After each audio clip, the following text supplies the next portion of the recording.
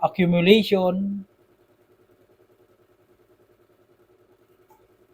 markup, distribution, markdown, sabay accumulation. Pero minsan, mayroon din nangyari na accumulation, markup, sabay distribution na konti, hindi yan bababa ng konti. For example, nag-markdown dyan, sabay ipapump niya na naman, kunting, kumbaga hindi na aabot dito, yung dito sa area nito, dito siya mag-accumulation uli. Sabay, ipapump niya, magkakaroon siya ng higher high.